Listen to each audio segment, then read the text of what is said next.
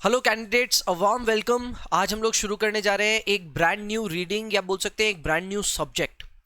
Today we are starting off with alternative investments.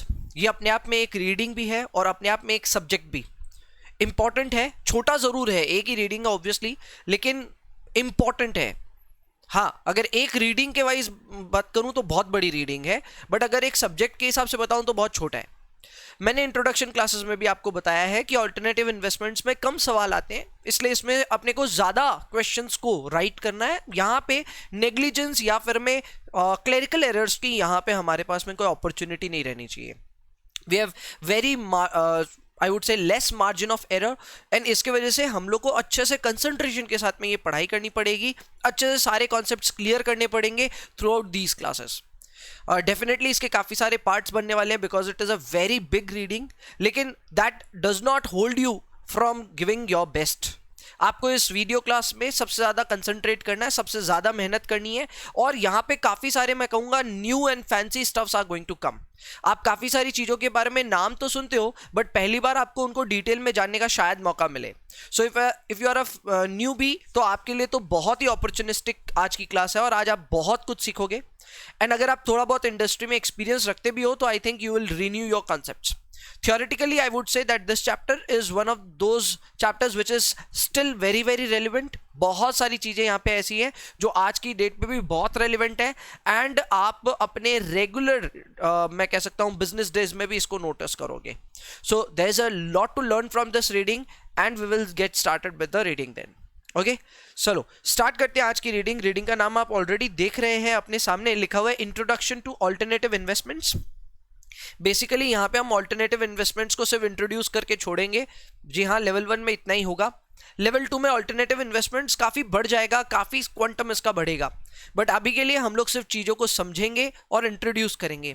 And let me be very frank, सिर्फ introduction करने में भी बहुत समय जाने वाला है। There is a lot to tell here.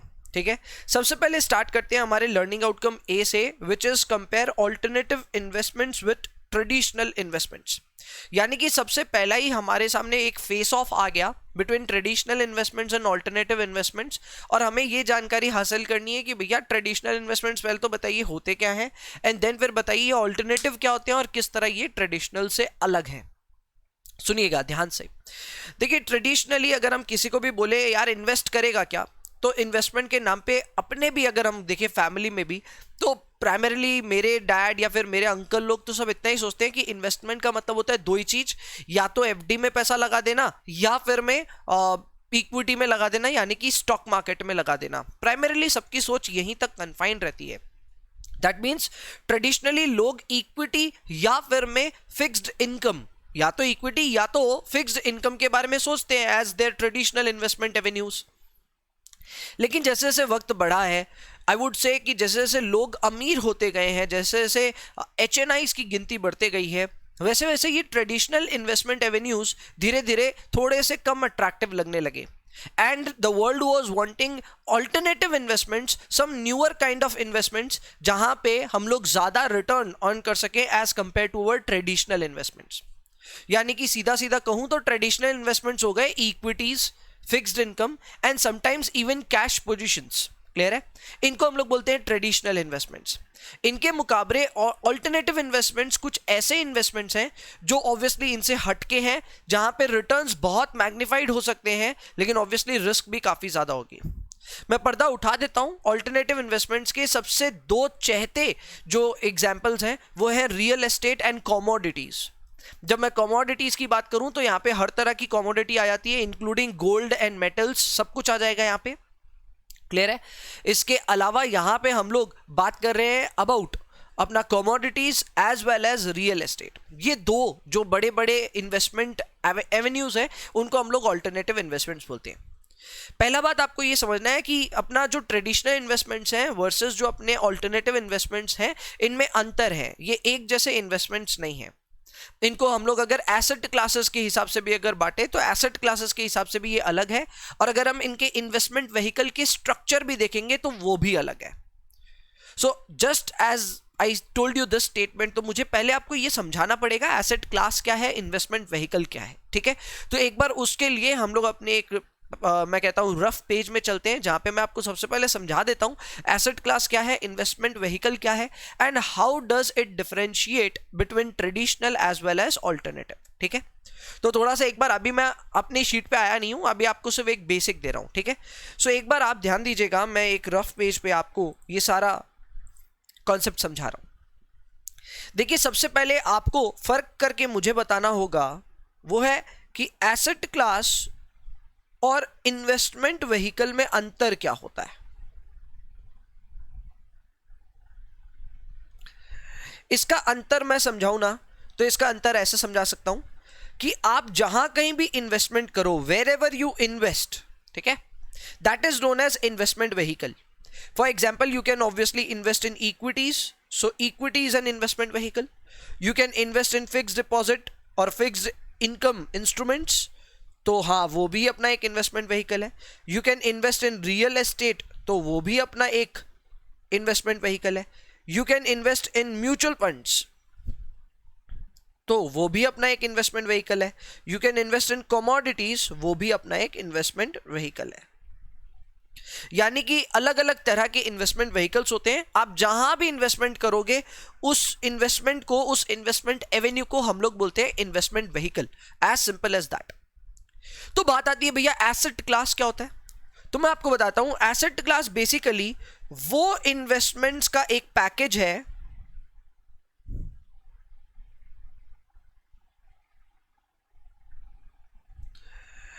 That has similar risk return attributes. आप लिखना चाहें तो मेरे साथ साथ अपनी कॉपी में लिख सकते हैं। मैंने यहां आपको यह बात बताई कि इन्वेस्टमेंट्स में अपने पास जो ऑप्शंस हैं, ओके, मैं आपको यहां पे यह बात बता रहा हूं कि एसेट क्लासेस और इन्वेस्टमेंट व्हीकल में अंतर क्या है। पहले एक बार सुन लीजिए। इन्वेस्टमेंट व्हीकल मैंने आपको बताया, जहां कहीं भी आप इन्वेस्टमेंट कर सकते हो उसे हम कहते हैं इन्वेस्टमेंट व्हीकल। इसको आप इन्वेस्टमेंट एवेन्यू बोलो, इन्वेस्टमेंट व्हीकल बोलो, it's all the same thing. And then comes the asset classes. Asset classes basically investments का एक ऐसा पैकेज है जिनका रिस्क रिटर्न कैरेक्टरिस्टिक मैच करता है। एग्जाम्पल के तौर पे, अगर मैं इक्विटी में पैसा डालूं या फिर मैं एक equity linked mutual fund scheme में पैसा डालूं, ठीक है, अब इन दोनों में अंतर क्या है? अंतर कुछ नहीं है भैया। एक इक्विटी में डायरेक्ट पैसा डालना है और एक है म्यूचुअल फंड के थ्रू इक्विटी में एक्सपोजर लेना है। अगर हम दोनों की ही रिस्क और रिटर्न के कैरेक्टरिस्टिक्स को ऑब्टेन करेंगे तो हमें काफी सिमिलर से रिस्क रिटर्न कैरेक्टरिस्टिक्स दिखेंगे। दोनों में रिस्क और रिटर्न के जो मैं कह सकता हूं सिमिलैरिटीज है, काफी ज्यादा होंगी। सो ऐसे में मैं कह सकता हूं कि इक्विटी में पैसा लगाना या फिर इक्विटी लिंक म्यूचुअल फंड में पैसा लगाना, दोनों में पैसा लगाना is like taking an exposure in equity, and दोनों एक ही एसेट क्लास में आएगा। Got the point? हम लोग भी जब अपना पोर्टफोलियो कंस्ट्रक्ट करते हैं तो हम लोग ऐसा नहीं करते कि चलो 50% इक्विटी में डाल देते हैं, 50% म्यूचुअल फंड्स में डाल देते हैं। It's the same thing. अगर आप दोनों जगह पैसे डालते हो तो डेफिनेटली इन्वेस्टमेंट व्हीकल्स अलग अलग है, लेकिन इन्वेस्टमेंट व्हीकल का जो पैकेज है वो तो एक ही कॉमन एसेट क्लास आ रहा है, एंड इसीलिए हम लोग सिंगल एसेट क्लास में कभी भी इन्वेस्टमेंट नहीं करते। Got the point? इसलिए आप ध्यान रखिएगा, जब भी हम लोग पोर्टफोलियो डाइवर्सिफिकेशन की बात करते हैं, we talk about asset classes, not asset investment vehicles. Clear है? इन्वेस्टमेंट व्हीकल होता है जहां पे भी आप इन्वेस्ट करो, लेकिन एसेट क्लास होता है ऐसा पैकेज ऑफ इन्वेस्टमेंट जहां पे रिस्क रिटर्न कैरेक्टरिस्टिक सेम हो। अब बात जरा ध्यान से सुनिएगा। मैंने इन दोनों टर्म्स को आपके सामने इंट्रोड्यूस कर दिया, मैंने आपको बता दिया एसेट क्लास क्या होता है और इन्वेस्टमेंट व्हीकल क्या होता है। अब मैं आपको बताने वाला हूं कि अगर हम ऑल्टरनेटिव और ट्रेडिशनल दोनों को कंपेयर करें तो आप में इन दोनों में जो डिफरेंसेस हैं वो दोनों लेवल पे नजर आएंगे। जी हां, लेवल पहला जो नजर आएगा वो आएगा ऑब्वियसली सर इन इन्वेस्टमेंट व्हीकल्स में। यानी कि आप देख करके डिफरेंशिएट कर पाओगे इसमें से ट्रेडिशनल क्या है और ऑल्टरनेटिव क्या है। जैसे ट्रेडिशनल है sir equity, fixed income, mutual funds, ये ट्रेडिशनल है। वहीं पे अगर कमोडिटीज और रियल एस्टेट की बात करूं तो ये हमारे ऑल्टरनेटिव इन्वेस्टमेंट्स हैं। We can tell this only by looking at the investment vehicles. So first आप बात ध्यान रखिएगा, the main difference between the traditional investments and alternative investments is the kind of investment vehicles it has, और I would say the structure of investment vehicles it has. Second अपना asset class. Talking of the asset class, तो asset class wise भी हम लोग differentiate कर सकते हैं between traditional and alternative. आमतौर पे जितने भी अपने asset classes that belong in I would से ट्रेडिशनल है, वो दो ही एसेट क्लास है। एक एसेट क्लास है इक्विटी और दूसरा एसेट क्लास है फिक्स्ड इनकम। करेक्ट? ये दो एसेट क्लासेस आई वुड से ट्रेडिशनल है, और बाद बाकी जितने भी हैं वो सारे एसेट क्लासेस हम लोग के हो जाते हैं, जैसे कि रियल एस्टेट है, अगेन कमोडिटीज है, और भी बहुत होते हैं, प्राइवेट इक्विटी है, हेज फंड है, there are a lot asset classes. तो जितने भी बाकी एसेट क्लासेस हैं उनको हम लोग बोलेंगे ऑल्टरनेटिव। क्लियर है सर? यानी कि अभी तक की पूरी बात का अगर मैं समराइजेशन करूं तो इसका मतलब यह बन रहा है कि ट्रेडिशनल वर्सेस ऑल्टरनेटिव इन्वेस्टमेंट्स में डिफरेंस आपको दोनों डायमेंशंस में नजर आते हैं, not just in your asset classes but also in your structure of investment vehicle. Got the point? चल अब वापस अपने अपनी शीट पे आते हैं एंड देखते हैं ये चीज अपने वो शीट में नजर आ रही है क्या। ठीक है, just in case you have missed writing that out तो आप वापस थोड़ा सा बैक जाकर के पॉज करके जरूर लिख सकते हैं। ठीक है, चलो यहां पे अब देखते हैं जो मैंने पढ़ाया है क्या वो सब चीजें यहां पे मिल रही है क्या। तो वो सर हमें फर्स्ट कंटेंट में ही मिल रही है कि अगर हम ट्रेडिशनल और ऑल्टरनेटिव इन्वेस्टमेंट्स को कंपेयर करें तो we will find that they differentiate on two dimensions और टू फ्रंट्स। पहला है in the types of assets and securities included in the asset classes.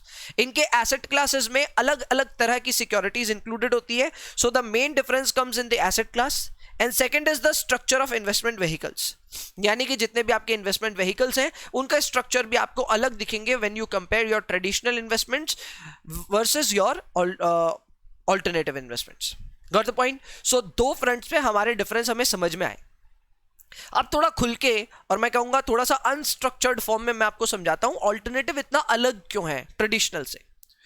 तो सर ट्रेडिशनल से ऑल्टरनेटिव पहला बात अलग इसलिए है क्योंकि यहां पे फीचर्स जो है ना वो काफी यूनिक है, काफी अलग अलग तरह के होते हैं।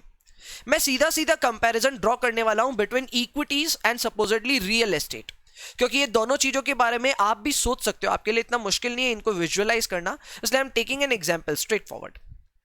मुझे आप एक बात बताइए कि among equity and real estate ज्यादा रिटर्न्स आपको कहां देखने को मिल सकते हैं? ज्यादा रिटर्न्स, ठीक है। अच्छा, यहां पे अगर हम इक्विटी और रियल एस्टेट डायरेक्ट कंपेयर करेंगे तो आप बोलेंगे भैया इक्विटी में ज्यादा रिटर्न होता है। हाँ, बात सही है आपका, इक्विटी एज अ होल में तो रिटर्न ज्यादा होगा, बट अगर आप फिक्स्ड इनकम और रियल एस्टेट को कंपेयर करोगे तब कहां ज्यादा रिटर्न है? तब फिर रियल एस्टेट में ज्यादा होगा। देखिए आमतौर पे ऐसा होता है कि आपका जितना भी ऑल्टरनेटिव इन्वेस्टमेंट्स होते हैं उन सब का पैकेज बना करके अगर आप ट्रेडिशनल इन्वेस्टमेंट से कंपेयर करेंगे तो you will find that alternative investments provide a little higher return, थोड़ा ज्यादा ही रिटर्न मिलता है आपको ऑल्टरनेटिव में। आप खुद सोचिए, यहाँ कमोडिटीज है, गोल्ड है, इसके अलावा आपके ऑयल वगैरह कितने सारे कमोडिटीज हैं वो सब है, इसके अलावा रियल एस्टेट है, यहाँ पे रिटर्न ज्यादा है as compare to your traditional investments. इसमें डिसएग्री करने का कोई पॉइंट नहीं है, लेकिन at the same time risk भी बहुत ज्यादा है। जैसे अगर मैं रियल एस्टेट की बात करूं तो वहां रिस्क कितनी ज्यादा है? सबसे पहला, बहुत ज्यादा पैसा आपका मैं कह सकता हूं कंसंट्रेट हो जाता है ऑन अ सिंगल इन्वेस्टमेंट। अगर आज की डेट पे भी अगर आप कोई रेजिडेंशियल प्रोजेक्ट में एक फ्लैट लेकर के उसको सिर्फ रेंटल पे भी लगाओ तो भी 1.25 करोड़ रुपए की इन्वेस्टमेंट मिनिमम है आपको एक फ्लैट में करनी ही पड़ेगी। उसके कंपैरिजन में इक्विटीज में एक्सपोजर लेना कितना आसान है, 100, 150, 200 जितने रुपए के शेयर लेने लीजिए, कोई मनाही नहीं है। सो ऑब्वियसली रिस्क ज्यादा है because the amount of investment is huge. Second, liquidity issues भी हैं। अगर हम स्टॉक मार्केट की बात करें, इवन फिक्स्ड इनकम सिक्योरिटीज की भी बात करें, वहां पे ट्रेडिंग काफी फ्लुएंटली होता है, बहुत लिक्विडिटी रहती है मार्केट में। आपको अगर अपना एक्सपोजर किल करना है, खत्म करना है, you can sell of your positions any time. Trading hours में आप कभी भी अपनी पोजीशन काटो, अपने आप कट जाएगी, लिक्विडिटी इशू होगा नहीं। वहीं पे अगर हम एक रियल एस्टेट इन्वेस्टमेंट की बात करें तो वहां पे इतना आसान नहीं है अपनी एक्सपोजर को खत्म करना। आपको एक फ्लैट अगर सल्टाना है, आपको एक फ्लैट अगर बेचना है तो ब्रोकर की मदद से भी it will take months to sell off those flats. Got the point? तो यहां पे एक बात आप समझिए, लिक्विडिटी इशू भी रहता है as compare to your traditional investments. But फिर भी आपका मैं कह सकता हूं कि रिस्क भी थोड़ा हाई हो गया, ऑब्वियसली लिक्विडिटी कम हो गया, इसकी वजह से रिस्क हाई हो गया। तीसरा मैं ये बोलूंगा कि ऑल्टरनेटिव इन्वेस्टमेंट्स में ना ट्रांसपेरेंसी नाम की कोई चीज नहीं होती। ट्रांसपेरेंसी इसलिए नहीं होती क्योंकि ये लोग स्ट्रिक्टली रेगुलेटेड एरिया में नहीं आते, जितने भी ऑल्टरनेटिव इन्वेस्टमेंट्स हैं। जैसे रियल एस्टेट है, रियल एस्टेट आपने कोई प्रोजेक्ट लिया और बाद में वो प्रोजेक्ट में आप बेच नहीं पा रहे हो या कुछ गड़बड़ हो रही है, कौन रेगुलेटर बैठा है? मेरी जानकारी में रियल एस्टेट में कोई लंबा चौड़ा रेगुलेशंस नहीं है।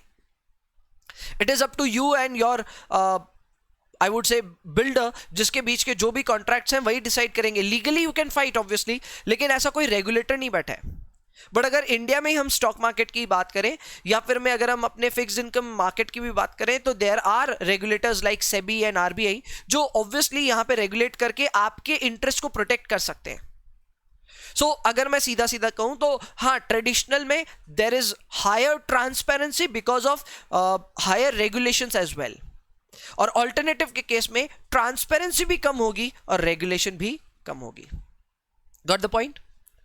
इसके अलावा एक दो चीजें और हैं, डिटेल्स अगर हम देखें तो वो है अपने ऑल्टरनेटिव इन्वेस्टमेंट्स में डेटा ऑब्टेन करना इतना आसान नहीं है। However it is very easy in case of I would से ट्रेडिशनल इन्वेस्टमेंट्स। जैसे एग्जांपल के तौर पे अगर मुझे कोई स्टॉक का हिस्टोरिकल डेटा चाहिए तो बहुत आसान है, कोई भी वेबसाइट पे जाए, गूगल पे जा सकते हैं या फिर मैं आप मनी कंट्रोल पे जा सकते हैं, हिस्टोरिकल डेटा पूरा ऑब्टेन कर सकते हैं, कोई मनाही नहीं है।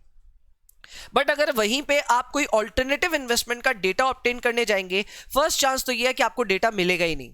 सेकंड चांस ये है कि अगर डेटा मिला तो उसमें कोई ना कोई बायस होगा। थर्ड चांस, डेटा जो मिलेगा ना वो सिमेट्रिकल भी नहीं होगा, यानी कि नॉर्मली डिस्ट्रीब्यूटेड भी नहीं होगा। ऐसे में आप उस डेटा से जो सिंपल एनालिसिस है, जैसे कि स्टैंडर्ड डिविएशन कैलकुलेट करना या फिर मीन कैलकुलेट करना, वो कैलकुलेट करके भी आपको मीनिंगफुल रिजल्ट्स नहीं मिलेंगे। यानी कि सीधा सीधा कहूं तो भैया, ऑल्टरनेटिव इन्वेस्टमेंट्स अपने आप में एक अनरेगुलेटेड न्यू एरिया है, एक न्यू एवेन्यू है, जहां पे रिटर्न्स अवश्य ज्यादा है लेकिन यहां पे रिस्क भी ज्यादा है। और ज्यादा रिटर्न और ज्यादा रिस्क, ठीक है, दोनों समझ में भी आता है कि ज्यादा रिटर्न के लिए ज्यादा रिस्क लेना भी पड़ेगा। और ये एरिया में रेगुलेशंस कम होने के कारण ट्रांसपेरेंसी भी कम है एंड यहां डेटा भी इतने आसानी से नहीं मिलता। Got the point? तो ये था about the features of alternative investment, जो मैंने एक ब्रीफ कहानी के तौर पे आपको समझाया, कंपेयर किया ट्रेडिशनल वर्सेस ऑल्टरनेटिव, और कुछ एक चीजें आपके दिमाग में डालने की कोशिश की। इस लर्निंग आउटकम का हमारा लास्ट ऑब्जेक्टिव यही है कि हम लोग ऑल्टरनेटिव इन्वेस्टमेंट्स के फीचर्स समझ लें, जो कि आपके सामने यहां पे अब लिस्टेड है। आइए एक एक करके देखते हैं। सबसे पहला यहां पे बात की गई है that Alternative investments will provide you with higher expected returns। ये बात तो मैंने भी बोली थी, यहां पे आपको कमाई ज्यादा हो सकती है, एकदम पॉसिबिलिटी है उसकी। लेकिन इसके साथ में यहां पे बोला है it will generate positive alpha return. Now what do we mean by alpha return? Alpha return का मतलब होता है returns obtained relative to your benchmark in case of active management. Hindi में समझाऊं तो अगर आप काफी लेवा बेची कर रहे हो, काफी एक्टिवली अपने पोर्टफोलियो को मैनेज कर रहे हो, कभी कोई चीज अक्वायर कर रहे हो, कभी कोई सेल ऑफ कर रहे हो, बेसिकली पैसिव इन्वेस्टमेंट नहीं है। इन्वेस्टमेंट क्या है? एक्टिव इन्वेस्टमेंट करते हुए अगर आपने अपने बेंचमार्क को बीट कर दिया, बेंचमार्क जैसे अगर इक्विटीज के केस में बात करूं तो बेंचमार्क होगा निफ्टी या फिर सेंसेक्स।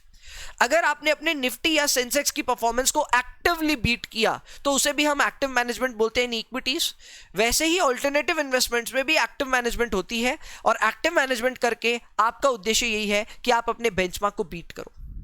यानी कि सीधा सीधा कहूं तो यहां पे अगर हम मैं कह सकता हूं ऑन एन एवरेज देखें तो on an average the returns given are higher as compare to traditional. Second, the I would say the returns are actively managed and positive alpha आपको देते हैं, यानी कि you will make more than your benchmark returns। Got the point? So ये traditional, ये एक मैं कह सकता हूं ये बेसिक assumptions है, या फिर मैं ये बेसिक assumptions नहीं बोलना चाहिए, ये बेसिक ऑब्जर्वेशंस है with regards to alternative investments। The first point was higher expected returns and generates positive alpha returns। Second है यहां पे ऑल्टरनेटिव इन्वेस्टमेंट्स में ना खुली छूट होती है, इन लोग के ऊपर में कोई पाबंदी नहीं है कि ये लोग डेरिवेटिव्स यूज करना चाहे तो कर सकते हैं, लेवरेज यूज करना चाहे तो कर सकते हैं, शॉर्ट पोजीशन लेना चाहे तो ले सकते हैं। ये सारी जितनी बंदिशें हैं ना, ये रेगुलेटेड मार्केट्स में ज्यादा होती हैं, वर्सेस अगर हम ऑल्टरनेटिव इन्वेस्टमेंट से कंपेयर करेंगे तो यहां पे इतनी बंदिशें नहीं है, ये लोग जैसा चाहे वैसा अपना एक्सपोजर क्रिएट कर सकते हैं। इसी वजह से शायद इनके रिटर्न्स भी हायर होते हैं। थर्ड है lesser liquidity of the assets held. यहां पे जो एसेट्स हेल्ड होते हैं उसमें लिक्विडिटी कम होती है। मैं इसका एग्जांपल दे चुका हूं, रियल एस्टेट। क्लियर है? Okay, next up is narrow manager specialization and he demands higher fees. एकदम सही बात है। जैसे इक्विटी के केस में मैं बताता हूं, इक्विटीज में क्या होता है, या इक्विटी या ट्रेडिशनल में भी अगर आप देखें तो एक ही इन्वेस्टमेंट एडवाइजर आपके लिए सारे डिसीजन ले लेता है कि कहां कौन से स्टॉक में कितना इन्वेस्टमेंट लेना है, और साथ में कितना LIC चाहिए, या फिर में आपको और कितना फिक्स डिपॉजिट्स वगैरह करना चाहिए। एक ही एडवाइजर कितना सारा कुछ आपको बता देता है। ट्रेडिशनल इन्वेस्टमेंट्स में जो भी होते हैं ना, काफी मैं कह सकता हूं जनरलाइज्ड मैनेजर्स होते हैं। वहीं पे अगर हम ऑल्टरनेटिव इन्वेस्टमेंट्स की बात करें तो यहां पे मैनेजर स्पेशलाइज्ड होते हैं। अगर आपको रियल एस्टेट के लिए मैनेजर चाहिए तो वो सिर्फ रियल एस्टेट के लिए आपको कंसल्ट कर सकता है, कंसल्टेशन आप उसको कर सकते हो। वो आपको ये नहीं बता पाएगा कमोडिटीज में क्या होगा। कई बार तो स्पेशलाइजेशन इतनी नैरोड होती है that commercial real estate manager होता है तो वो कमर्शियल को ही देखता है और रेजिडेंशियल को ही देखता है। यानी कि मैनेजर्स यहाँ पे स्पेशलाइज होते हैं, and obviously since they are giving their best expertise, तो वो लोग डिमांड भी यहाँ पे थोड़ा ज्यादा करते हैं फीस का। So that is also a feature here. Next है less regulation, already been told. Less transparency बता दिया गया है। Less availability of historical return and volatility data, ये भी मैंने बता दिया आपको। यहाँ पे आपको डेटा ढूंढने से भी नहीं मिलेगा। इसके अलावा यहाँ पे अलग अलग ही लीगल और टैक्स कंसिडरेशंस होते हैं। हम जैसे से आगे बढ़ेंगे उन सब पे चर्चा करेंगे। प्रोबेबली अभी तो करने का है भी नहीं, ये लेवल 2 का स्टफ है, हम बाद में बात करेंगे इस पे। एंड लास्ट है कि ट्रेडिशनल इन्वेस्टमेंट्स के मुकाबले यहां पे आपका जो कोरिलेशन है वो काफी लो है। यानी कि जो सिमिलैरिटीज है between risk return attributes of traditional versus your alternative, वो काफी डिफरेंशिएटेड है, काफी अलग है, जिसके कारण आपको डाइवर्सिफिकेशन बेनिफिट देखने को मिलता है। इसका मतलब यह है कि अगर आपने जीवन भर में काफी सारे ट्रेडिशनल इन्वेस्टमेंट्स किए हैं तो आप थोड़ा बहुत ऑल्टरनेटिव इन्वेस्टमेंट्स को भी अपने पोर्टफोलियो में ऐड कीजिए। इससे ना कि आपके रिटर्न्स थोड़े बहुत बढ़ेंगे, बल्कि इसके साथ में आपको because of lower correlation between traditional investments and alternative investments, तो आपका जो ओवरऑल पोर्टफोलियो का स्टैंडर्ड डिविएशन है वो भी कम हो जाएगा, जिसके वजह से आप डाइवर्सिफाई कर पाओगे अपने रिस्क को। So this is how you can obviously incorporate your alternative investments into your traditional investment portfolio. तो आई होप आपका लर्निंग आउटकम एकदम अच्छी तरह से पूरा कंप्लीट हो गया है। मैंने ट्राई किया बहुत ही सिंप्लीफाइड मैनर में ऑल्टरनेटिव इन्वेस्टमेंट्स को एक बार इंट्रोड्यूस करने का। अब बारी आएगी लर्निंग आउटकम बी की, जहां पे मैं एक एक करके जितने भी हमारे ऑल्टरनेटिव इन्वेस्टमेंट्स हैं उनको इंट्रोड्यूस करने का शुरुआत करूंगा। इंट्रोडक्शन सबसे पहले हम लोग शुरू करेंगे सर हेज फंड से। अब हेज फंड्स क्या होते हैं, आपने प्रोबेबली कभी नाम तो सुना ही होगा। आज मैं समझा देता हूं एकदम सिंपल टर्म्स में कि हेज फंड्स एक तरह से अमीरों के म्यूचुअल फंड्स हैं। आप बोले कि भैया अमीरों का मतलब हो गया यहां पे सोफिस्टिकेटेड इन्वेस्टर्स या फिर में हाई नेटवर्थ इंडिविजुअल्स। जैसे म्यूचुअल फंड्स में कितना आसान है ना, अगर आपको कोई म्यूचुअल फंड में पैसे लगाने हैं तो you can even start with 500 rupees. आपके पास 500 रुपए हैं तो आप एक म्यूचुअल फंड में इन्वेस्टमेंट कर सकते हो। बट अगर आपको हेज फंड जैसे फंड में इन्वेस्ट करना है तो यहां पे करोड़ों रुपए चाहिए। माइंड इट, करोड़ों रुपए चाहिए। जी हाँ, यहां पे आपको अपना एक्सपोजर क्रिएट करने के लिए, जहां तक मुझे याद है, इंडिया में ये लिमिट है 1 करोड़ रुपए की। आपको कोई भी हेज फंड में इन्वेस्ट करना, आपको मिनिमम 1 करोड़ रुपए का इन्वेस्टमेंट करना पड़ेगा। इसका मतलब एक बात तो ये तय है कि भैया ये जो फंड है ये भले ही म्यूचुअल फंड जैसा आप बता रहे हैं, लेकिन ये आम नागरिकों के लिए नहीं है, ये आम इंडिविजुअल रिटेल इन्वेस्टर्स के लिए नहीं है। ये ऑब्वियसली है सोफिस्टिकेटेड इन्वेस्टर्स के लिए या फिर में इंस्टीट्यूशनल इन्वेस्टर्स के लिए। अब ये यहां होता है क्या, जरा समझाइए। बहुत ही सिंपल है। जिस तरह म्यूचुअल फंड में एक फंड मैनेजर होता है और सारे डिसीजन वही लेता है, उसका काम बस इतना है कि उसको एक पूल ऑफ फंड्स मिल गया। क्या मिल गया? Pool of funds. ये पूल ऑफ फंड्स क्या है? सिंपल है, कई सारे इन्वेस्टर्स हैं, सबने मिलकर के पैसे एक फंड में डाले, फंड में सबका पैसा इकट्ठा हो गया, बहुत सारा पैसा हो गया। बाद में वो फंड मैनेजर उस पैसे को अलग अलग जगह इन्वेस्ट कर देता है। इस इन्वेस्टमेंट के लिए वो थोड़ा बहुत रिटर्न लेता है आपसे, थोड़ा बहुत मैं कह सकता हूं फीस लेता है वो अपना। ये सेम सिचुएशन हेज फंड्स में भी होती है, सिर्फ अंतर इतना है कि यहां पे रिटेल इन्वेस्टर्स पार्टिसिपेट नहीं कर सकते, बड़े इन्वेस्टर्स पार्टिसिपेट करते हैं and they all pool their money in a single fund. Obviously बात है कि बहुत सारा पैसा यहां पे भी इन्वॉल्व हो जाता है और फंड मैनेजर जहां चाहे उसको इन्वेस्ट कर सकता है और रिटर्न ऑब्टेन कर सकता है। बट हेज फंड्स और म्यूचुअल फंड में जो सबसे बड़ा डिफरेंस है, आई वुड से, is the level of regulation.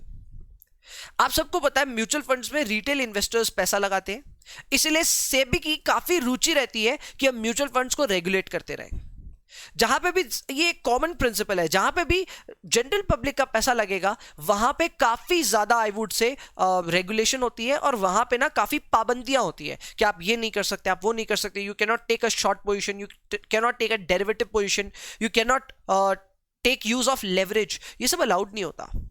But वहीं पे अगर मैं हेज फंड्स की बात करूं तो यहां पैसा जनरल पब्लिक का नहीं लगा, उनका लगा है जिन्होंने ऑलरेडी जीवन में बहुत कुछ उखाड़ा है, बहुत पैसे बनाए हैं। तो ऐसे लोगों को प्रोटेक्ट करने का किसी भी रेगुलेटर का कोई रिस्पॉन्सिबिलिटी नहीं है, they know what is good for them. इसीलिए हेज फंड्स पे कोई रेगुलेशन नहीं है, हेज फंड्स पे कोई लिमिटेशन नहीं है, इसीलिए हेज फंड चाहे जैसा वैसा एक्सपोजर ले सकता है। उनको डेरिवेटिव्स में जाने का है, जाओ, उनको लेवरेज लेने का है, लो, उनको अगर शॉर्ट पोजीशन लेने का है, लो, अलग अलग तरह की स्ट्रैटेजीज एम्प्लॉय करनी है, जो करना है करो, यहां पे कोई रोकने वाला नहीं। यानी कि नटशेल में अगर मैं हेज फंड्स को फिर से समराइज करके डिफाइन करूं तो I would still say that ये अमीरों का म्यूचुअल फंड है, जहां कई सोफिस्टिकेटेड इन्वेस्टर्स अपने पैसे पूल करते हैं, एक फंड बनाते हैं, बाद में इस फंड से अलग अलग स्ट्रैटेजीज के थ्रू, अलग अलग शॉर्ट पोजीशन, लेवरेज पोजीशन और डेरिवेटिव्स पोजीशन के थ्रू पैसे कमाने का उद्देश्य रखा जाता है। ऑब्वियस सी बात है, हेज फंड्स अगर म्यूचुअल फंड से हम कंपेयर करें तो ये लेस रेगुलेटेड है, एंड उसका मैंने जानकारी भी आपको दिया, क्योंकि पब्लिक का पैसा नहीं लगा तो रेगुलेशन का कोई दरकार नहीं है। सो that was hedge fund for you. आइए आगे बढ़ते हैं, पढ़ते हैं इस पे क्या है। A hedge fund is an alternative investment vehicle, हम ऑलरेडी बात करके आ चुके हैं कि ये एक इन्वेस्टमेंट व्हीकल होता है, ठीक है। Available only to sophisticated investors, ये सिर्फ सोफिस्टिकेटेड इन्वेस्टर्स के लिए है, ठीक है, ठीक है। Like mutual funds, hedge funds also are pool of underlying securities, but there are a number of differences between two investment vehicles. यहां पे बस ये बात बोल करके छोड़ दिया गया है that there are a number of differences. क्या वो डिफरेंसेस है वो मैंने आपको बोला था, यहां पे फिलहाल लिखा हुआ नहीं आया, चिंता की बात नहीं है, आगे हेज फंड्स पे एक पूरा लर्निंग आउटकम आएगा तो हम लोग वहां सारी चीजें डिटेल में पढ़ने वाले हैं। अभी के लिए इंट्रोडक्शन के लिए मेरे हिसाब से 5-6 मिनट की जो हमारी इन्वेस्टमेंट थी into understanding what is hedge fund, वो मेरे ख्याल से एकदम फ्रूटफुल है, हमें समझ में आ गया हेज फंड क्या है। आइए आगे बढ़ते हैं। Next up is private equity funds. Now private equity, इसका भी आपने नाम सुना होगा। प्राइवेट इक्विटी के नाम पे कई बड़े बड़े प्राइवेट इक्विटी है जो इंडिया में भी इन्वेस्टमेंट्स करते हैं। आपने सुना होगा कि फलाना डिमकाना प्राइवेट इक्विटी ने किसी स्टार्टअप में बड़ा स्टेक खरीद लिया, या फिर मैं किसी कंपनी को अक्वायर करने के लिए मेजॉरिटी स्टेक खरीद लिया। ऐसा कई बार आपने सुना होगा। ये प्राइवेट इक्विटीज क्या होते हैं इसका भी आप कहानी समझो। अगेन आई वुड से प्राइवेट इक्विटी भी सोफिस्टिकेटेड इन्वेस्टर्स के लिए ही ओपन होता है। यहां पे बड़े लोग पैसे अगेन पूल करते हैं, एक फंड में डालते हैं, और वो फंड का मैनेजर यहां पे इन्वेस्टमेंट्स करता है। बट हेज फंड्स के मुकाबले प्राइवेट इक्विटी में अंतर यह है कि प्राइवेट इक्विटी वाले जो मैनेजर्स होते हैं ना, वो सिर्फ ट्रेडिंग या फिर स्ट्रैटेजीज नहीं बनाते, वो अपने अपने इंडस्ट्री में भी एक्सपर्ट होते हैं। वो लोग क्या करते हैं, जब बहुत सारा पैसा उनके पास आते हैं तो वो किसी कंपनी को आइडेंटिफाई करते हैं। वो कंपनी कोई भी हो सकती है, it can be a public company और इट कैन बी अ प्राइवेट कंपनी, और वो डायरेक्टली उसमें जाके अपना स्टेक खरीद लेते हैं। एक प्राइवेट इक्विटी जब ऐसे स्टेक्स खरीदती है, मैं यहां पे कोई स्टार्टअप की बात नहीं कर रहा हूं, कोई भी कंपनी हो सकती है, it can even be a public company. Public company मतलब समझते हो, इंडिया की लिमिटेड कंपनीज, यानी कि प्राइवेट लिमिटेड कंपनी हो या फिर मैं लिमिटेड कंपनी हो, अगर उनको वो कंपनी समझ में आ गई तो ये उसमें स्टेक खरीदेंगे विद अ कंडीशन। कंडीशन ये होगा कि ये उस कंपनी में बैठ करके उस कंपनी को मैनेज करेंगे। यस, दे विल री इंजीनियर द कंपनी। अगर उनको लगता है कि कोई पर्टिकुलर कंपनी है जो कि बहुत एफिशिएंटली मैनेज नहीं हो रही, so they will buy good amount of stake in that company. जरूरी नहीं है मेजॉरिटी स्टेक ले, 20-22% भी ले सकते हैं, लेकिन कंडीशन यही होगी that they will become active in the company. Management के तौर पे वो लोग कंपनी को चलाएंगे एंड दे विल री इंजीनियर द कंपनी। इतनी सारी शर्तों के साथ में कोई भी प्राइवेट इक्विटी किसी भी कंपनी में इन्वेस्टमेंट करता है। क्लियर है? यहां पे समझिएगा कि उद्देश्य क्या हो सकता है इनका। जैसे एग्जांपल के तौर पे इंडिया में अभी फिलहाल यस बैंक बहुत बुरी परेशानियों में था, ठीक है, बैंकिंग के केस में मैं कह सकता हूं बहुत बुरे हालातों में फंस गया था। यहां पे हो सकता था कि एक प्राइवेट इक्विटी एंटर करता और यस बैंक के मेजॉरिटी स्टेक ले लेता। हालांकि ये काम अब आरबीआई और एलआईसी ने मिलकर कर लिया, लेकिन अदरवाइज ये भी पॉसिबल था कि अगर कोई प्राइवेट इक्विटी फर्म इसमें इंटरेस्टेड होता तो वो पूरे यस बैंक के काफी सारे स्टेक्स लेकर के यस बैंक की बोर्ड पे बैठ जाता, मैनेज करने लगता। उसे अगर लगता that given the companies resources वो इस कंपनी को वापस खड़ा कर सकते हैं, री इंजीनियर कर सकते हैं, so what they would have done, they would have bought into that company, manage it actively. हो सकता था कि वो उसको डीलिस्ट भी करा लेते एक बार, जी हाँ, उसको पब्लिक से I would say they can convert it into private as well. ये सब भी पॉसिबिलिटीज हैं। डीलिस्ट करा करके उसके बाद उसको री इंजीनियर करके वापस उसको लिस्ट करा सकते हैं, सो दैट इज ऑल्सो पॉसिबल। तो ये सारा काम करने के लिए प्राइवेट इक्विटी में ना कि सिर्फ सोफिस्टिकेटेड इन्वेस्टर्स का पैसा जमा करना आपको एक जगह, बल्कि इसके जो मैनेजर्स होते हैं वो अपनी अपनी इंडस्ट्री के highly experienced and specialized managers होने चाहिए, जिनमें इतना जिगरा हो कि वो किसी कंपनी में अगर हाथ लगाए तो उसको री इंजीनियर करने की कैपेबिलिटी रखे। हेज फंड के मुकाबले प्राइवेट इक्विटी में यही सबसे बड़ा अंतर है कि हेज फंड किसी कंपनी की मैनेजमेंट में जाके बैठता नहीं, किसी कंपनी में कोई बदलाव नहीं लाता, वो सिर्फ पैसे को मैनेज करता है, इन्वेस्ट करता है, सीधा सीधा कहूं तो। वहीं पे प्राइवेट इक्विटी इन्वेस्ट पूरी कंपनी में करता है, वो कोई शेयर नहीं खरीदता, वो जब खरीदता है तो कंपनी खरीदने का उसका उद्देश्य रहता है। अब मेजॉरिटी स्टेक लो या माइनॉरिटी स्टेक, लेकिन वो इन्वेस्टमेंट जब करता है तो उसका मेन ध्यान रहता है कि मैं इस कंपनी को री इंजीनियर करके इसकी वैल्यू को अनलॉक कर दूं। Got the point? This is how private equity firms work. आइए पढ़ते हैं। यहां लिखा है private equity funds invest in equity of companies that are not publicly traded और equity of publicly traded firms, यानी कि कंपनी लिस्टेड हो या नहीं हो इनको कोई फर्क नहीं पड़ता, बस ये उसमें अपना स्टेक ले लेंगे, ठीक है। The funds intend to take it private, ये और बात है कि ये बाद में उस कंपनी को प्राइवेट ले जा करके उसको री इंजीनियर करेंगे, और री इंजीनियर करने के बाद में जब कंपनी की वैल्यू अनलॉक करने का टाइम आएगा तो शायद वापस उसको लिस्ट करा सकते हैं। This is how private equity firms work. Clear है? Okay. Next up is real estate. इसके बारे में हम काफी सुन चुके हैं। Probably there are a lot of surprises that are waiting for you in this area. हम खुल करके इस पे बात करेंगे in the future parts, लेकिन अभी इस पार्ट में बस इतना समझिए कि अभी तक आपको पता था कि रेजिडेंशियल और कमर्शियल दो तरह की प्रॉपर्टीज होती है। I hope you have not heard of real estate backed debt. You have not heard of REITs. REITs हालांकि इंडिया में कॉन्सेप्ट आ चुका है, थोड़ा थोड़ा करके कॉन्सेप्ट आने लगा है। बाकी कंट्रीज में तो बहुत ज्यादा अच्छे स्केल पे REITs ऑलरेडी चल रहा है, बट इंडिया में REITs आ गए। तो आपको इन सब चीजों के बारे में जानकारी मिलेगी। अभी फिलहाल के लिए मैं कहूंगा कि अपने क्या बोलते हैं एंजाइटी लेवल को थोड़ा सा काम डाउन कीजिए। अभी रियल एस्टेट पे ज्यादा चर्चा नहीं होगी। अभी के लिए बस इतना समझिए, यहाँ पे हम लोग रेजिडेंशियल, कमर्शियल, इसके अलावा और भी तरह की रियल एस्टेट इन्वेस्टमेंट्स को कवर करने वाले हैं, but in the future parts. Okay, next up is commodities. तो सर कमोडिटीज में अगर आपको एक्सपोजर लेना है तो आपके पास कुछ साधन है। पहला साधन है आप डायरेक्टली उसी कमोडिटी को ले लो। फॉर एग्जांपल अगर मुझे ऐसा लग रहा है मैं बहुत बुलिश हूँ गोल्ड पे, तो मैं गोल्ड खरीद करके अपने घर पे रख सकता हूँ। ऑब्वियसली उसके कई मेरिट्स और डीमेरिट्स आप गिना सकते हो।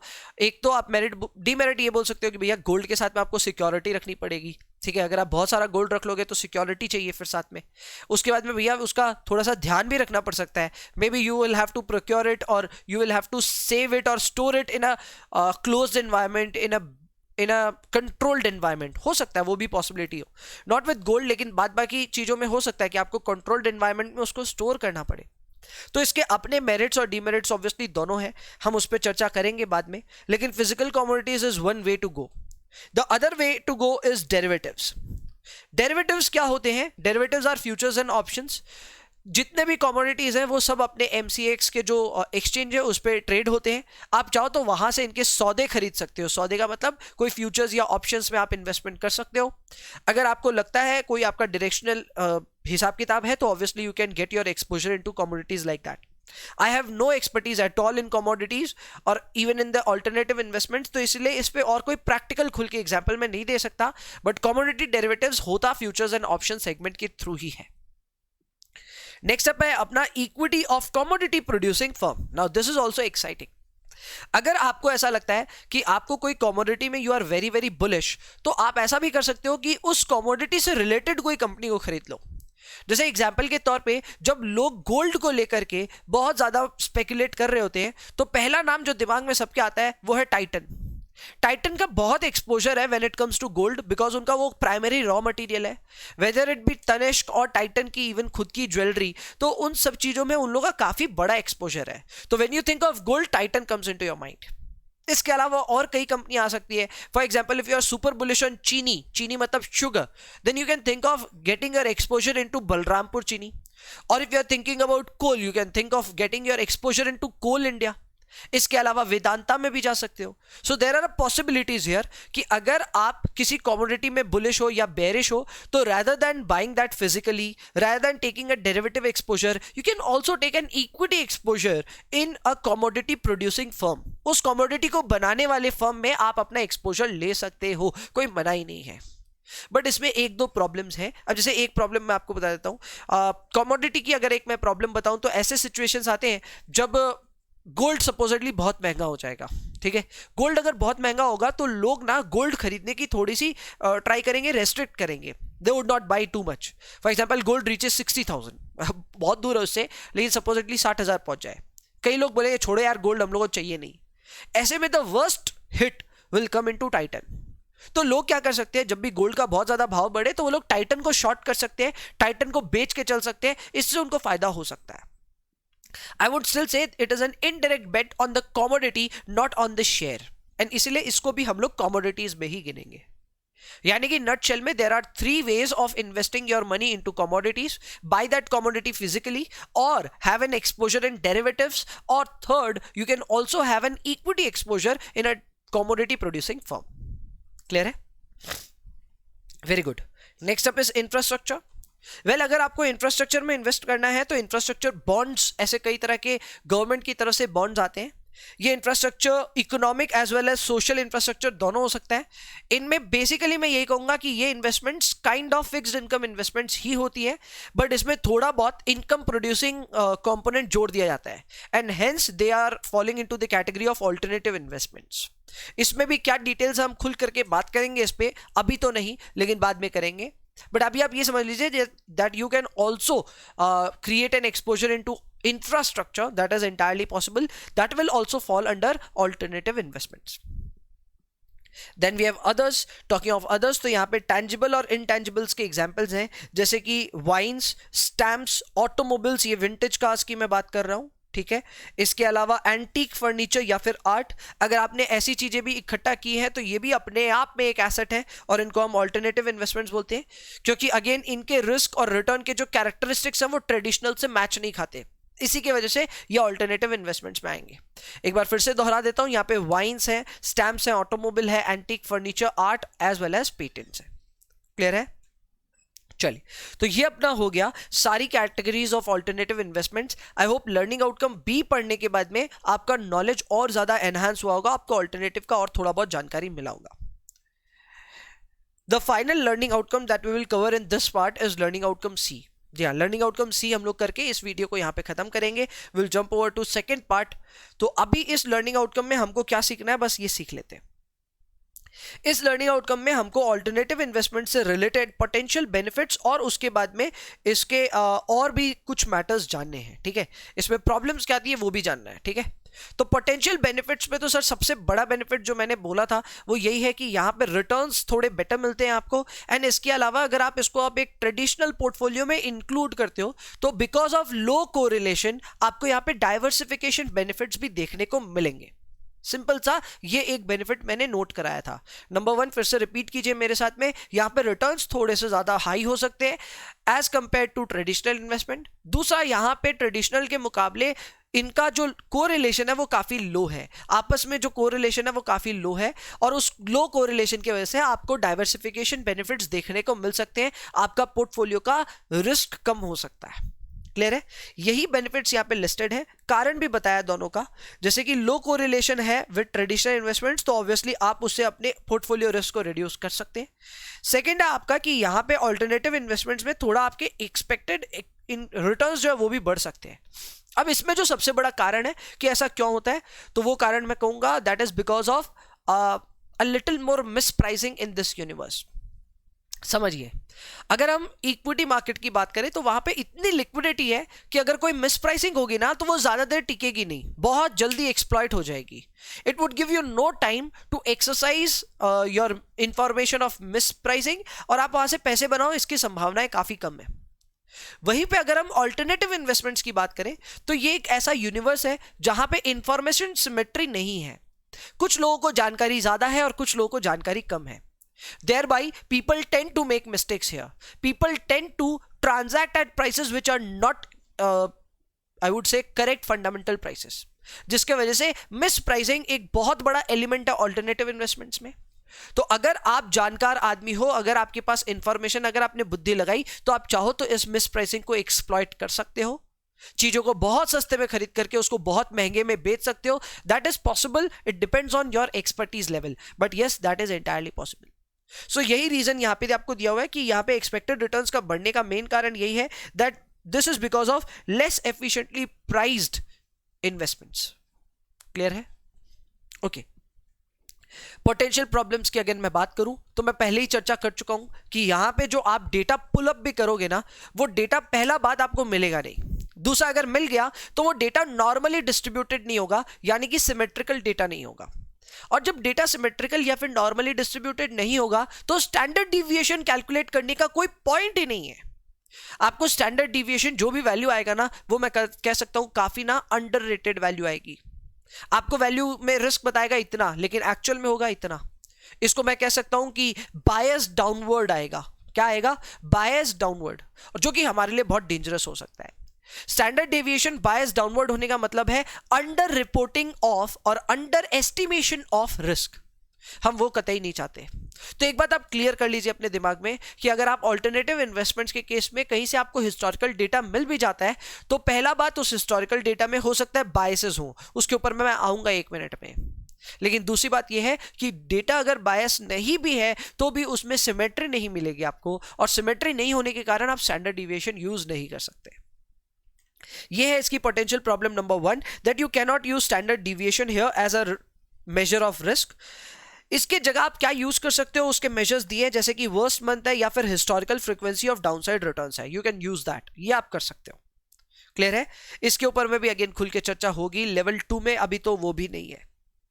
प्रॉब्लम्स की बात करूं तो प्रॉब्लम, एक और प्रॉब्लम ये है कि भैया यहां जो डेटा है वो बायस्ड आएगा. कैसा डेटा आएगा? बायस्ड. यहां पे डेटा में बायस 2 तरह के रहेंगे, एक है सर्वाइवरशिप बायस और एक है बैकफिल बायस. अब ये दोनों बायस क्या है? सिंपल बायसेस है, समझिएगा. सबसे पहले मैं चर्चा कर लेता हूं सर्वाइवरशिप बायस का. तो मेरी बात समझिए, ठीक है? एग्जाम्पल देता हूं मैं अपनी, सपोज करो कोई ट्यूशन इंडस्ट्री का एग्जाम्पल देता हूं, ये आप बेटर कनेक्ट कर पाओगे. सपोज करो देयर इज अ ट्यूशन, और I would say there is an institute. ठीक है? देयर इज एन इंस्टीट्यूट जहां पे आपको हर साल ना वो लोग अपने बैनर्स बना बना करके रोड पे डाल देते हैं कि हमारे यहां से ये टॉपर्स निकले, हमारे यहां से ये निकले, हमारे यहां से ये निकले. ठीक है? And they also put up their interviews. For example, कोई इंस्टीट्यूट है जो कि क्लास 11 की तैयारी कराता है, तो क्लास 12 में जो बच्चे उनके यहाँ पे वापस आते हैं, एनरोल करते हैं, ये उनके इंटरव्यूज करके यूट्यूब पे डाल देते हैं कि आपको कैसा लगा था हमारे यहाँ 11 पढ़ करके. और अगर आप उस इंटरव्यू को देख दिखा करके अपने भाई बहन जो भी हैं उनको भेज देते हो उनके ट्यूशन सेंटर्स में, तो मैं कहता हूं आपने सर्वाइवरशिप बायस को नोटिस भी नहीं किया और आप उसके चंगुल में फंस गए. और बोलोगे भैया कैसे? मैं बताता हूं. पहली बात, बैनर्स पे उन्हीं के नाम आएंगे जो पास किए, जो फेल किए उनके नाम बैनर्स पे नहीं आते. ये बात आपको भी पता है. यानी कि the result is displayed for only those who have survived. Those who have failed will never be reported. उनका रिपोर्टिंग होगा ही नहीं. एंड समझिए, ये जो ट्यूशन इंडस्ट्री भी है ये रेगुलेटेड थोड़ी ना है. हम लोग के ऊपर कोई कंपल्शन नहीं है कि हम लोग अपने रिजल्ट्स को किसी के सामने डिस्प्ले करें. हमें कोई एनुअल रिपोर्ट निकाल के नहीं देनी होती. बट फिर भी अगर हम दे रहे हैं तो obviously we can pull up our information in such a way कि हम सिर्फ सर्वाइवर्स की इंफॉर्मेशन आपके साथ शेयर करेंगे, जो फेल हुए उनकी इंफॉर्मेशन शेयर नहीं करेंगे. क्लियर है? सो नंबर 1 ये एक पॉसिबिलिटी तो है.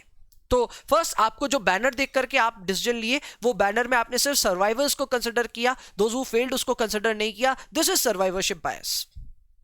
नंबर 2 बायस इज कि अगर आप इंटरव्यूज भी देखेंगे तो इंटरव्यू में भी देखेंगे those who have done good, those who have joined the tuition again in class 12, उन्हीं को तो ये अपॉर्चुनिटी मिली ना कि आप इंटरव्यू शूट करो, यानी कि उन्होंने 11 भी पढ़ा और 12 में भी वापस आए, तो पक्का बात है वो 11 में सेटिस्फाइड थे तभी तो 12 में आए। तो उनके इंटरव्यूज अगेन बायस्ड होंगे, उनके इंटरव्यूज क्या होंगे, अगेन बायस्ड होंगे। तो इस तरह के बायस को हम अगेन बोलेंगे सर्वाइवरशिप बायस, यानी कि bias because you have considered only survivors not the failures. तो मेरे ख्याल से ये आपको सिचुएशन क्लियर हुई। आप बोलोगे भैया हेज फंड्स में या फिर मैं ऑल्टरनेटिव इन्वेस्टमेंट्स में ऐसे बायस कैसे होते हैं? बहुत ही सिंपल है।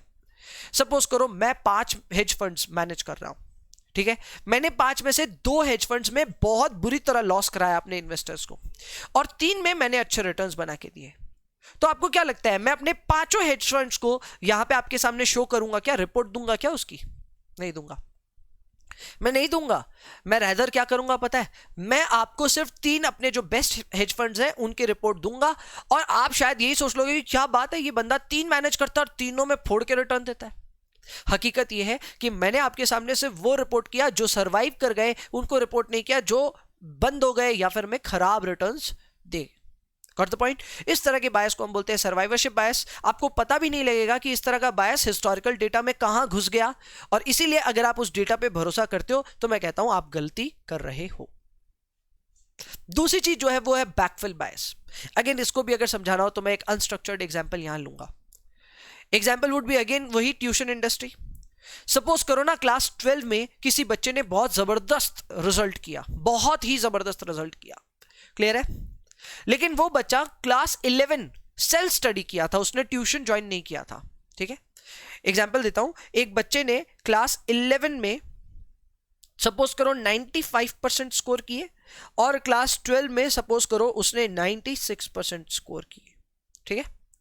मेरे ही ट्यूशन में सपोज करो वो आया क्लास 11-12 में, ठीक है, मैं पढ़ाता नहीं हूं लेकिन फिर भी एग्जाम्पल देता हूं, ठीक है।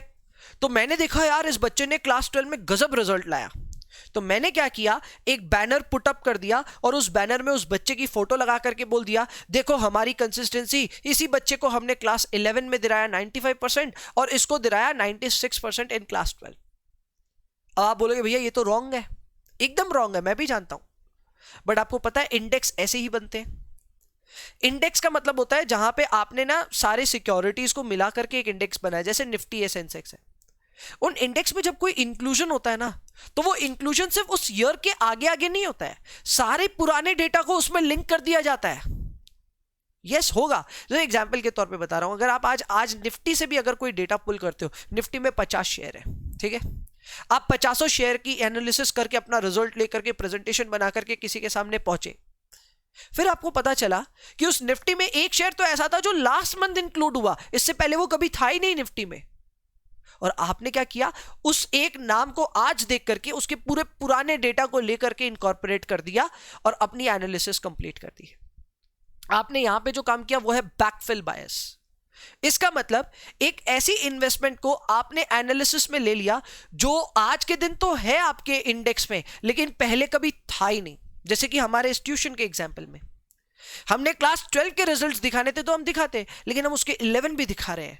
11 में तो वो हमसे पढ़ा ही नहीं था, लेकिन फिर भी हम उसका रिटर्न शो करेंगे। Got the point? या फिर लोग देख लेंगे आकर के, पूछेंगे इसके 11 में कितने हैं, हम बोलेंगे 95% आए। लोग कहीं ना कहीं ये मान लेंगे कि आप नहीं दिलाए होंगे 95। The similar situation is for an index construction. जब इंडेक्स में फॉर एग्जाम्पल अपने निफ्टी में एक नया शेयर सपोज करो इंक्लूड हो जाए, मैं एग्जाम्पल देता हूं, कोई ट्राई करता हूं।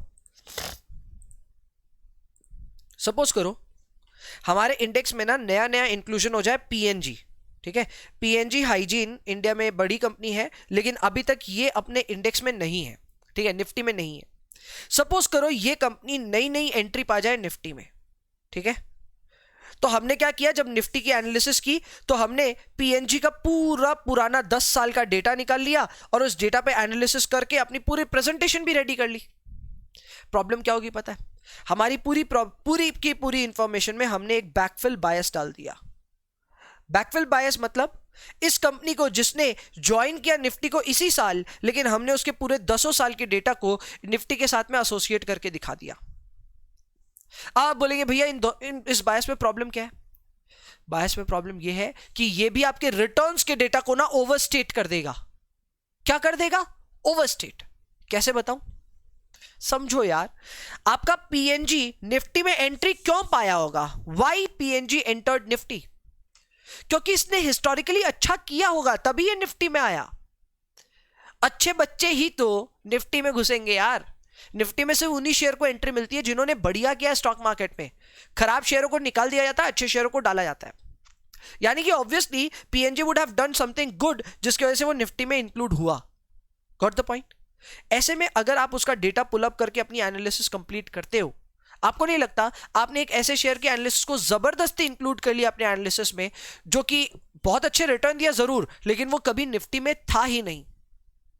यानी कि आपने जबरदस्ती उसके हिस्टोरिकल रिटर्न्स को निफ्टी के साथ एसोसिएट कर दिया। इसके वजह से भी आपका जो निफ्टी का एनालिसिस है, आपका जो भी रिटर्न आएगा वो भी ओवरस्टेट हो जाएगा। ये ओवरस्टेटमेंट की प्रॉब्लम सर्वाइवरशिप बायस में भी थी, वहां पे भी ऐसा ही हो रहा था, because you are counting only survivors not the failures. तो आप सिर्फ पॉजिटिव रिटर्न्स ले रहे थे, नेगेटिव रिटर्न्स ले ही नहीं रहे थे, जिसके कारण अगेन सेम बात होगी कि आपका जो भी मैं कह सकता हूं कि रिटर्न्स आएंगे वो रिटर्न्स काफी ओवरस्टेटेड आएंगे। सिमिलरली जो रिस्क भी आएगी वो अंडरस्टेटेड रिस्क आएगी, इस बात का ध्यान रखिएगा। Got the point? तो ये पोटेंशियल प्रॉब्लम्स हैं with respect to our use of historical data of alternative investments. आइए इन दोनों बायस के बारे में पढ़ लेते हैं। Survivorship bias refers to upward bias of returns, यानी कि इसकी वजह से रिटर्न्स अपवर्ड बायस्ड हो जाते हैं, because we are presenting data for only currently existing यानी कि surviving firms. Okay, next up is backfill bias. Backfill bias में बोला it is a bias introduced by including a previous performance data of the firms recently added to benchmark index. जो मैंने बोला same वही चीज है। आपने बेंचमार्क में जो रिसेंटली एक स्टॉक को ऐड किया, उसका पूरा परफॉर्मेंस डेटा को आपने इंक्लूड कर लिया अपनी एनालिसिस में। इसके वजह से जो बायस हुआ वो हुआ बैकफिल बायस।